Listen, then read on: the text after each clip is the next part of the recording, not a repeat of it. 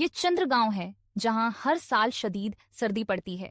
इस बार सर्दी इतनी बढ़ गई है कि हर चीज बर्फ में दफन हो चुकी है। लेकिन इसी सर्दी में एक अनोखा राज छिपा है। ये बद्री काका की चाय की दुकान है जो गांव में अपनी लजीज चाय के लिए मशहूर है। लेकिन इस बार पानी इतना ठंडा हो चुका है कि उसे गर्म करना भी मुश्किल हो रहा है। जब सब परेशान थे, नीलो ने शरारत में बर्फ के टुकड़े चाय में डाल दिए। सबको लगा कि चाय खराब हो जाएगी, मगर नतीजा कुछ और ही निकला। बद्री काका ने पहला घूंट लिया और एक अनोखा जायका महसूस किया। ये बर्फ की चाय थी, एक ऐसी चाय जो ठंड में भी ताजगी बख्शती थी।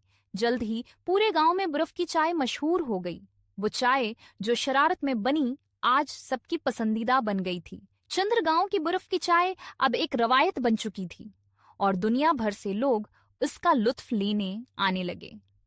कभी कभी छोटी शरारतें भी बड़ी दरियाफ्तों का सबब बन जाती हैं। ये चंद्र गांव है जहां हर साल शदीद सर्दी पड़ती है। इस बार सर्दी इतनी बढ़ गई है कि हर चीज बर्फ में दफन हो चुकी है। लेकिन इसी सर्दी में एक अनोखा राज छिपा है। ये बद्री काका की चाय की दुकान है जो गांव में अपनी लजीज चाय के लिए मशहूर है। लेकिन